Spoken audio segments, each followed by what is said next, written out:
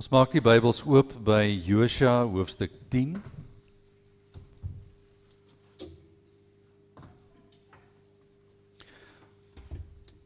is vandag deel 2 van die geskiedenis van die Gibeoniete. Die Gibeoniete se geskiedenis het in hoofstuk 9 begin as 'n groep mense wat, ons kan maar sê, met bedrog gehandel het.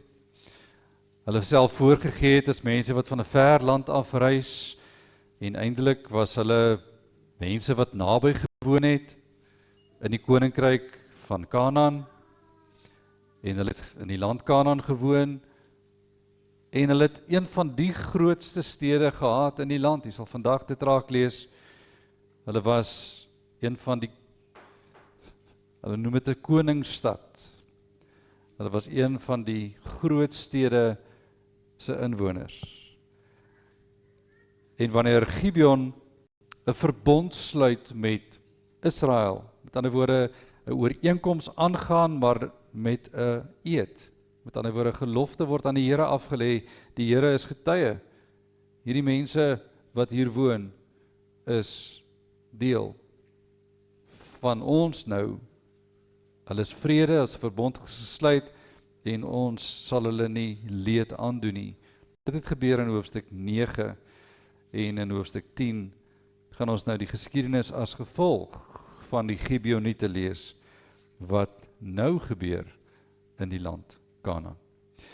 Voor ons saam lees, kom ons bid saam.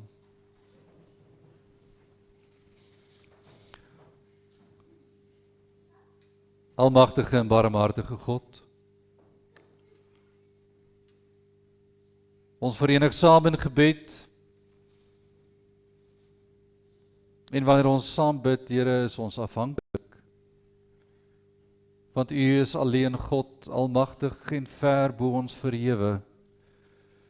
Ons is onderdanig aan U en ons wil graag hoor wat U sê, U ons enigste God en hemelse Vader. U wat deur die Gees kragtig teenwoordig is, ons luister. En waar ons in 'n lewe leef waar dit baie besig is en ons graag wil stil word voor U, bid ons nou, Here, dat U sal stil maak ons gemoed. Stil maak dit wat skeiding kan bring tussen ons en U, en dat U bo natuurlik deur die Gees se werking ons ook nou sal laat hoor wat U sê. Laat U woord spreek en dat dit vir ons duidelik word, U is teenwoordig, almagtige en 'n barmhartige God. Dit bid ons in die naam van Christus Jesus, ons Here. Amen.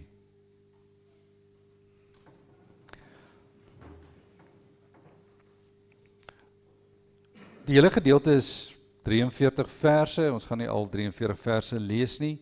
Ek gaan uittreksels hieruit lees. Ek wil tog vra, omdat ons tyd bietjie beperk is met die skriflesing. Die skriflesing is baie belangrik, dat U wel die skriflesing sal gaan lees, in sy volheid en sy volledigheid. Ek gaan probeer en kyk of ek die hele strekking vir U kan bly gee, soos ons lees. Josua 10 vanaf vers 1. En toe Adoni-Sedek, die koning van Jerusalem, hoor dat Josua Ai ingeneem en dit met die banvloek getref het.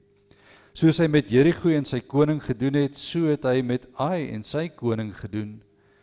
En dat die inwoners van Gibeon vrede gesluit het met Israel en in hulle midde was, en hulle baie bevrees geword, omdat Gibeon 'n groot stad was, soos een van die koningsstede, en omdat hy groter as Ai en al sy manne helde was.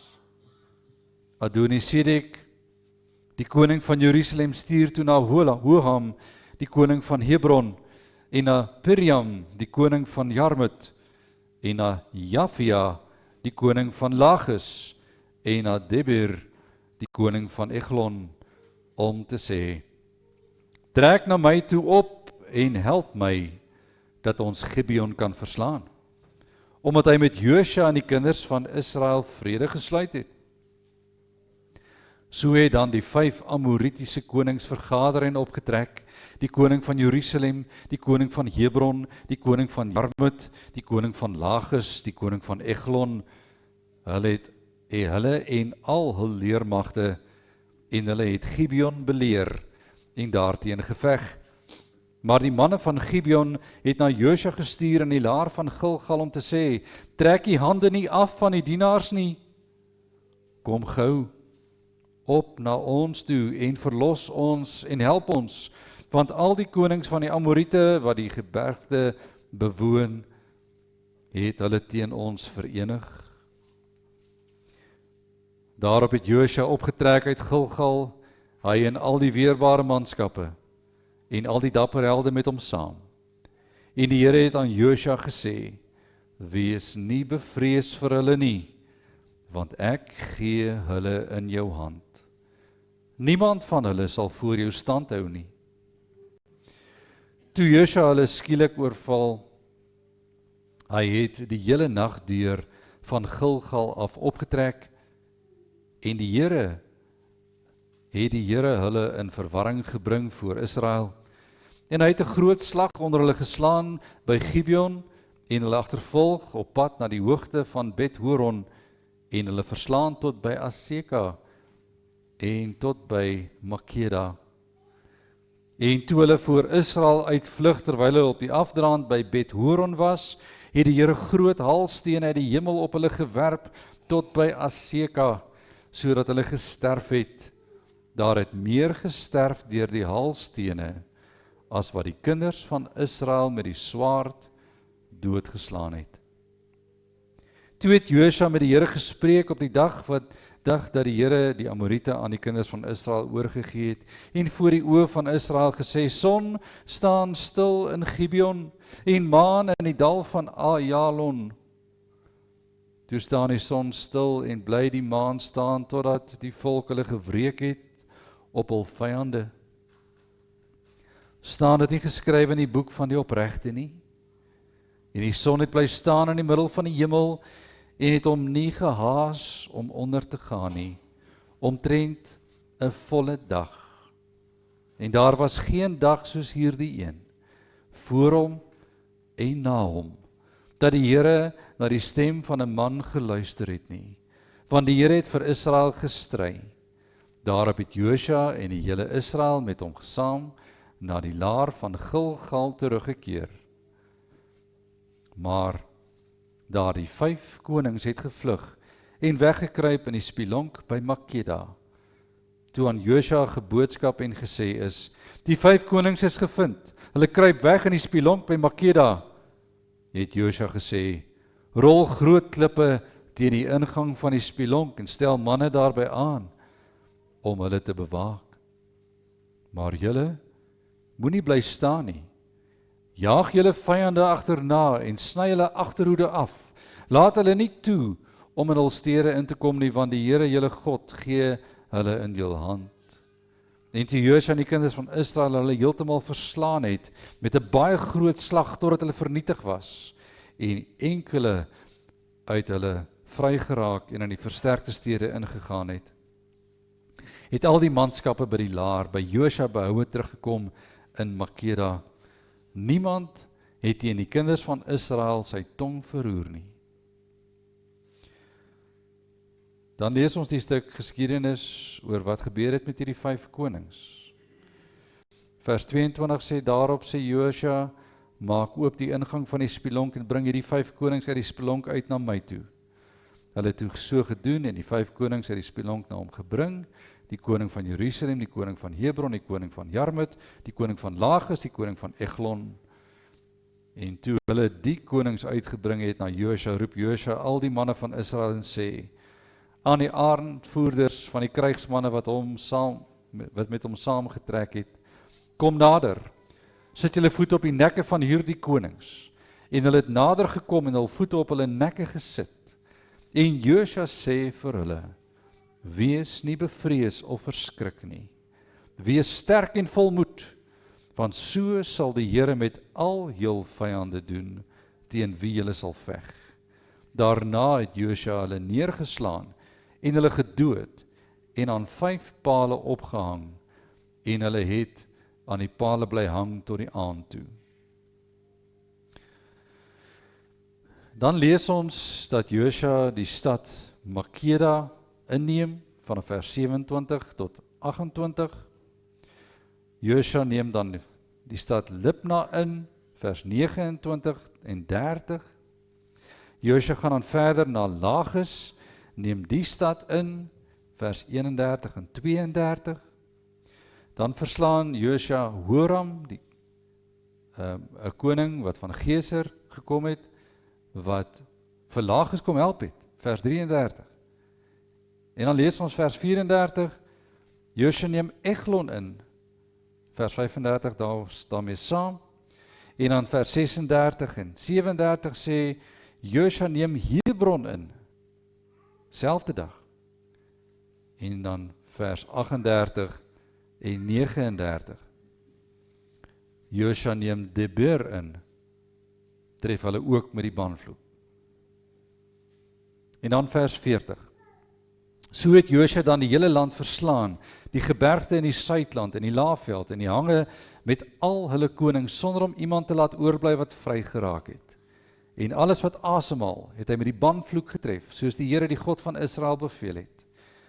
En Josua het hulle verslaan van Kades Barnea af tot by Gaza, en die hele land Gosen tot by Gibeon. En al hierdie konings met hulle land, het Josua in een slag geneem, omdat die Here, die God van Israel, vir Israel gestry het. Daarna het Josua en die hele Israel met hom saam na die laar van Gilgal teruggegaan. Geliefdes in ons Here Jesus Christus, wanneer die Here maak soos hy hier maak,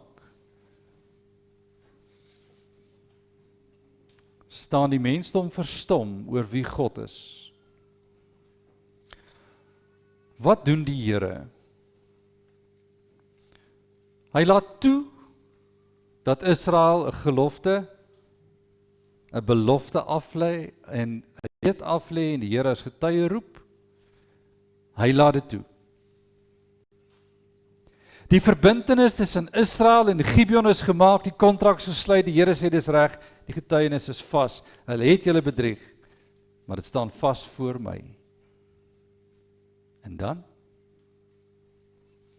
dan is dit hierdie God wat die volgende gebeure in die lig van die vorige gebeure omvattend hanteer.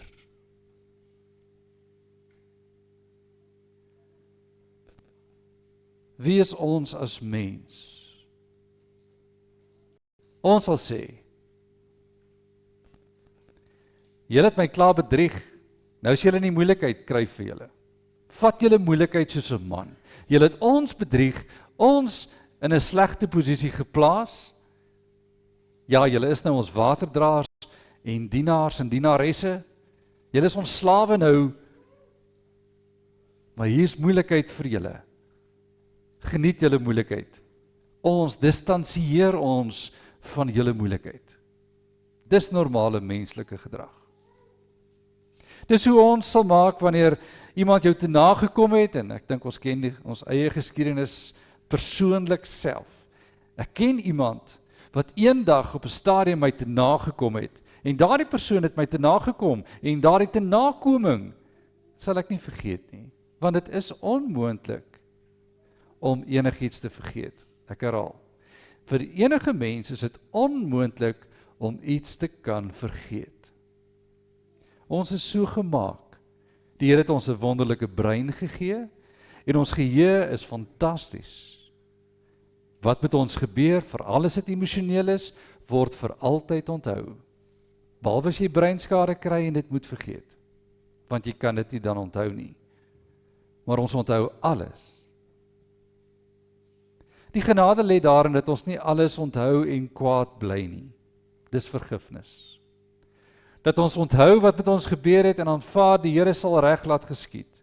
Op sy tyd, op sy manier, op sy plek. Maar genade lê daarin dat ons niks kan vergeet nie. Werklik waar niks kan vergeet nie. Vra maar 'n man wat met sy vrou argumenteer. Sy onthou elke stukkie detail. Van eendag lank genade tot vandag. Hoekom? Die Here het die vrou so wonderlik geskape, dit weet ons, dat sy baie goed emosioneel onthou, en ongelooflik baie meer gedagtes onthou, as wat mans doen. Die geskiedenis en die wetenskap is daarvan vol. Hoe wonderbaarlik, die man omtrent niks kan onthou, van alle gebeure, en die vrou baie kan onthou. Ons lag baie keer daaroor, in die wêreld van verhoudings. Maar ons onthou. Mans onthou beteken net die hooftrekker, die vrou onthou die detail. Maak nie saak nie. Ons kan dit nie ontken nie.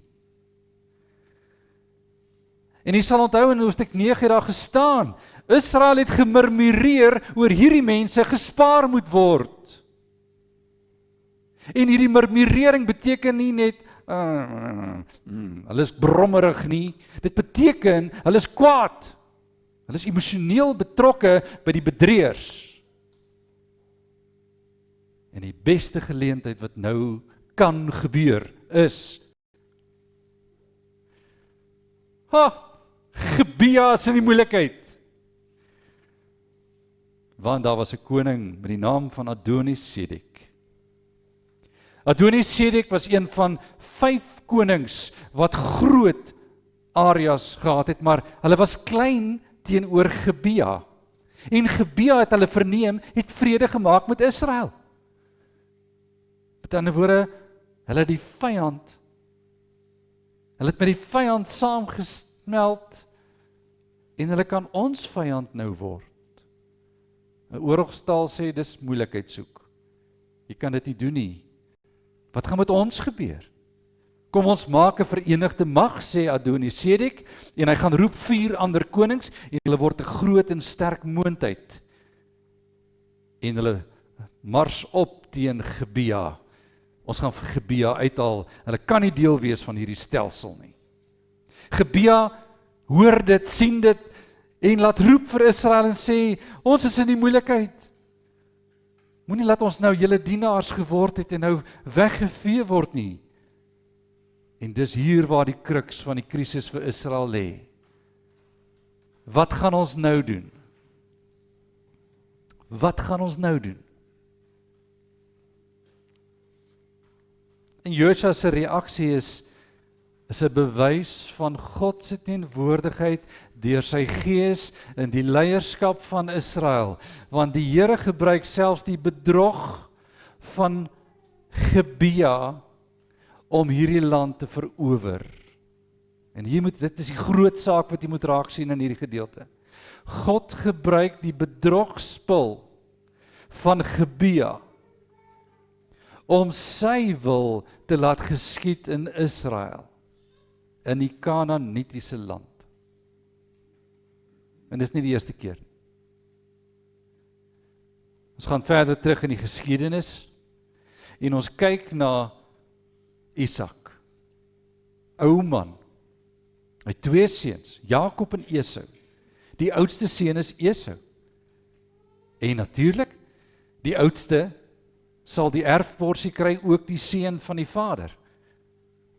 Moeders smee saam 'n bedrogspel, en hulle komplot, bereken hulle, hoe gaan hulle vir Isak, die blinde Isak, bedrieg. En wanneer die jonger broer hom voordoen as Esau, wonder Isak, maar jou stem klink snaaks. Is jy harig soos my seun Esau? Daar is ook bedrog. En wanneer die seën uitgespreek is, en die seën gegee is vir Jakob, is dit gegee.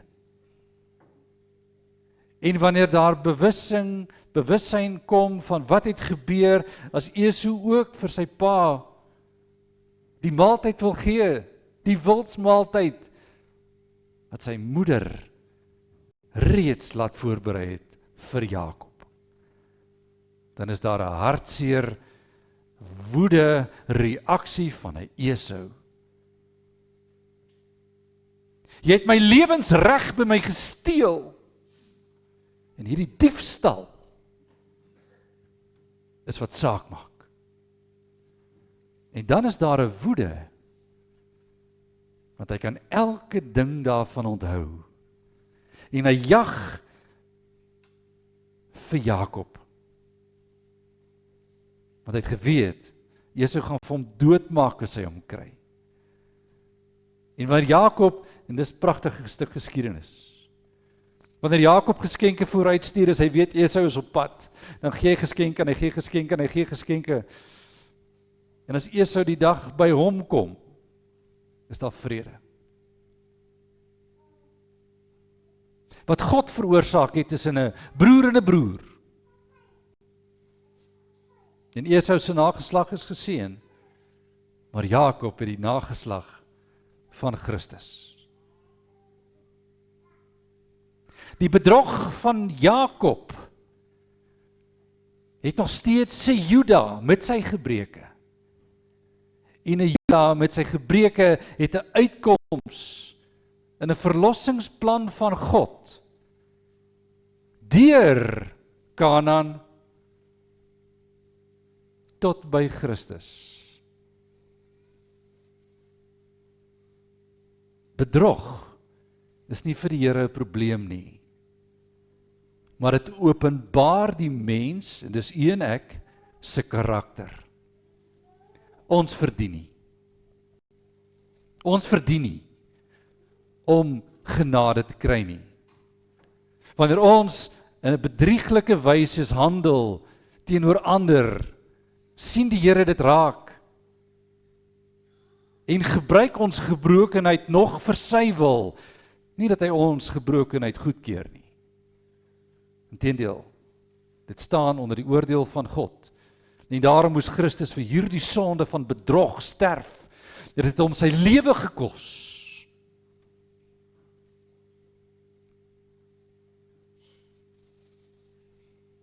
Wat van Gebea? As die genade van God oor Gebea neerreën, deur Josua, wat beteken verlosser, onthou sy naam beteken verlosser. Hy dra 'n verlossingsnaam en hier doen hy verlossingswerk as 'n voorafskadu van die Messias. Want Gebea het dit nie verdien nie. Hulle het hier verdien om te sterf. As ons moes oordeel. En dan kom Josua met die manskappe. En ons kom by die oorlog. En die Here se woord is so helder wanneer hierdie slag geslaan word. Die Here in die opmars is met hulle. Die Here is in die opmars alreeds met hulle. Wanneer hulle opmars, sien ons woorde wat vir ons wys. Vers 9, lees vers 8, kyk mooi na vers 8. En die Here het aan Josua gesê, wees nie bevrees vir hulle nie, want ek gee hulle in jou hand. God het klaar besluit, Josua het gesê is reg, hy trek op, die Here sê, ek is met jou, moenie bang wees nie, ek is met jou, ek gee hulle in jou hand. God veg klaar vir Gebea. Daar's genade. God veg klaar vir Gebea. Niemand sal stand hou voor jou nie. Vers 8. Vers 9 sien ons hoe die Here dit doen.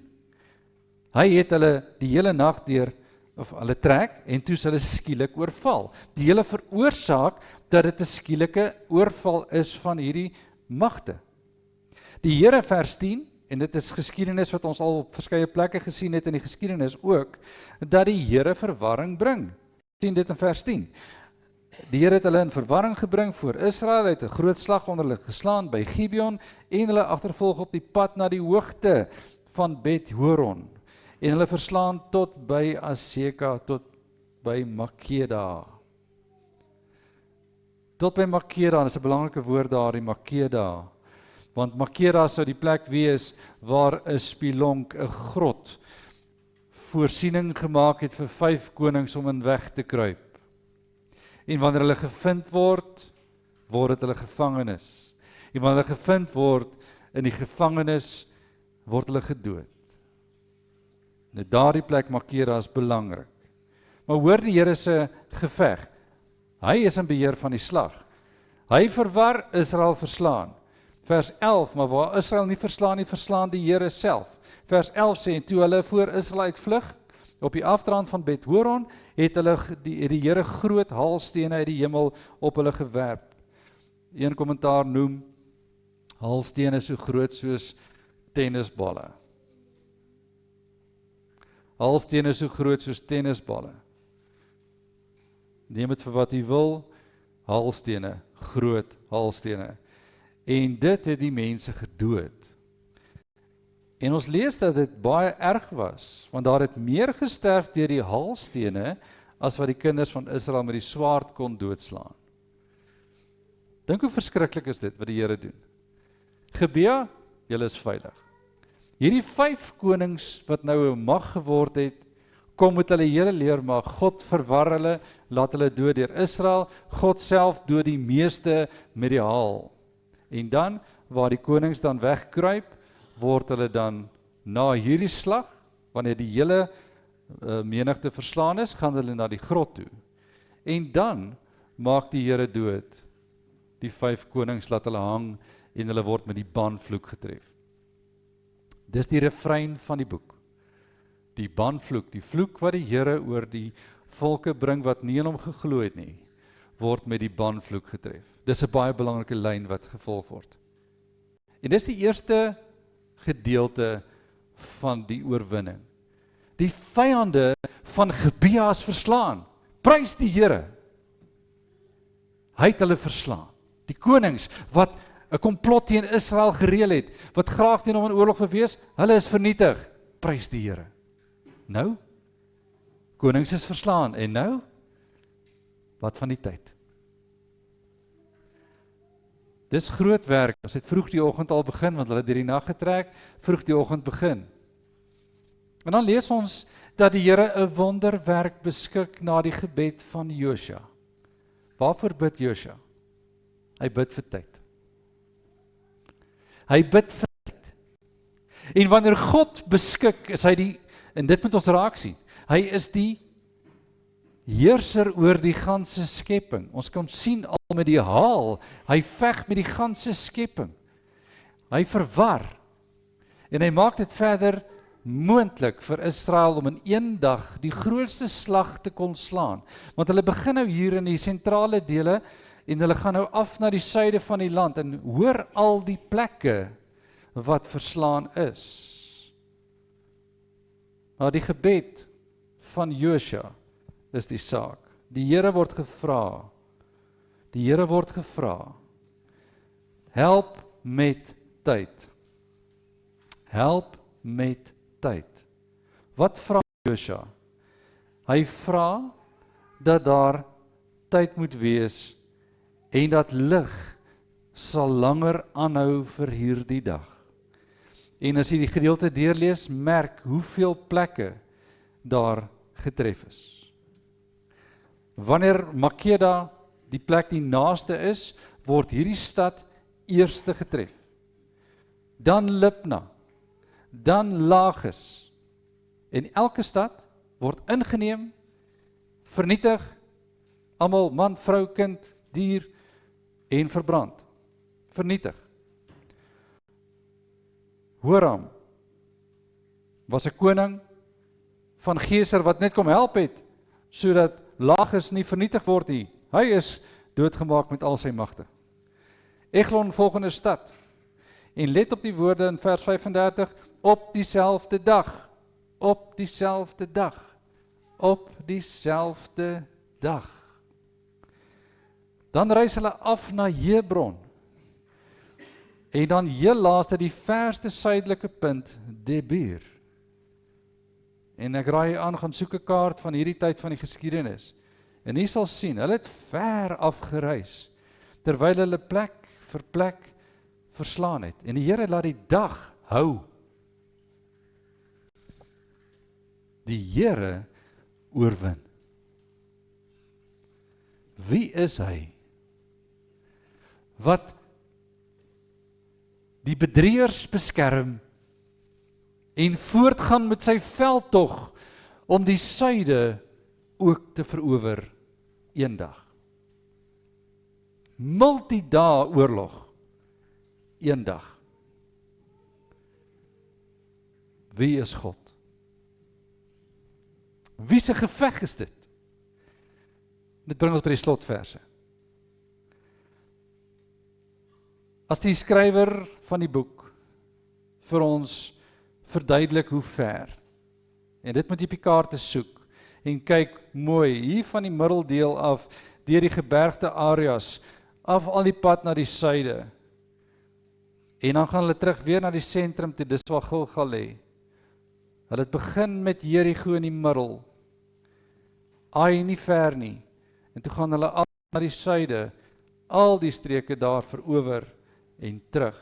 'n hele suidelike verowering is afgehandel.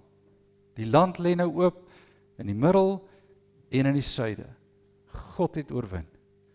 So het Josua dan vers 14 die hele gebergte in die suidland en die laafveld en die hange met al hulle konings sonder om iemand te laat oorbly wat vry geraak het. Hoor mooi, sonder dat iemand oorgebly het wat vry geraak het. Alles wat asemhaal het hy met die banvloek getref, soos die Here die God van Israel beveel het. En Josua het hulle verslaan van Karnes Barnea af tot by Gaza en die hele land Gosen tot by Gibeon. Nou Gaza is teen die see. Is teen die see. Dis die gebied van die Filistyne wat ons later in die Ou Testament sou sien. En al die konings met hulle land het Josua in een slag geneem. Hoor mooi. Vers 42 die kern van die verhaal. En al hierdie konings en hulle land het Josua in een slag geneem, omdat die Here, die God van Israel, vir Israel gestry het. Geliefdes, hoekom moet ons so baie verse lees om een vers te hoor? Jy moet hoor dat die Here moeite maak met Gebea. Dat hy onverdienstelike sondaars wys dat hy God is. Dat hy gelowiges in Israel wys dat hy God is. Dat die ganse wêreld vandag moet hoor dat hy God is. Sy almag strek nie net op 'n oorlogsveld nie, maar die hemel is in sy beheer. Die ganse skepping is in sy hand. En wanneer die geveg moet word, en dis die tema, is dit die Here se geveg. Dis hy wat verwar, dis die Here se geveg. Wanneer mense lyk of hulle weghardloop, dan slaan die Here hulle met haal dood, dis die Here se geveg. Wanneer die konings dink hulle kan wegkruip, word hulle gevind in die spilonk, dis die Here se geveg. Wanneer hulle moet hang aan 'n paal, is dit die Here se vervloeking, dis die Here se geveg. Wanneer ons sien dat die suidelike dele in een dag verower word, is dit die Here se geveg. Bo-menslike kragte word toegespits, want is die Here se geveg. En van toepassing op ons tyd en ons lewe vandag. Wanneer ons in 'n worstelstryd sit in hierdie wêreld vandag, moet ons verstaan, as jy in die Here behoort, is dit die Here se saak. As jy jou besluite moet neem, moet jy verstaan, ek neem nie die besluit sonder die Here se insette nie. Want dit is die Here se besluit. Wanneer ek 'n kruisie moet trek en 'n naam moet kies, vir 'n leraar moet ek weet, dis die Here se saak. Wanneer ek 'n besluit neem oor werk, oor projekte, oor dinge wat ek moet doen, moet ek verstaan, dis die Here se saak. En wanneer ek in sy koninkryk ywer en arbei, moet ek verstaan, dis die Here se saak. Ons bely, ek glo aan 'n heilige beteken afgesonderd vir die Here. Ek glo aan 'n heilige, 'n algemene, dit beteken oor die ganse wêreld. En die derde plek sê ons glo aan 'n Christelike kerk. Beteken waar Jesus die koning is. Wanneer ons hierdie belydenis uitleef, met die siening dat Christus reeds regeer, hy het alle oorwinning reeds bewerk, en regeer vanuit die hemel, dan is die kerk vandag 'n Josua kerk, 'n verlosserkerk, wat afgesonder is vir hom, oor die ganse aarde, en erken dat hy die Christelike koning is. En dan staan Josua se geskiedenis helder in die 21ste eeu. Met watter proses hierdie gemeente mee besig is. Watter proses die kerk van alle tye mee besig was en steeds is. Ons is op selfde pad, op pad na die ewigheid. En is in hierdie lig wat ons die tema hoor. Dit is die Here se geveg. Dit is die Here se keuse. Dis die Here se wil. Dis die Here se genade. Dit is die Here se. En omdat dit syne is, word dit myne deur hierdie genade van geloof in die almagtige Vader. Mag ons hierin ons hoop en versterking vind van waar ons nou heen gaan.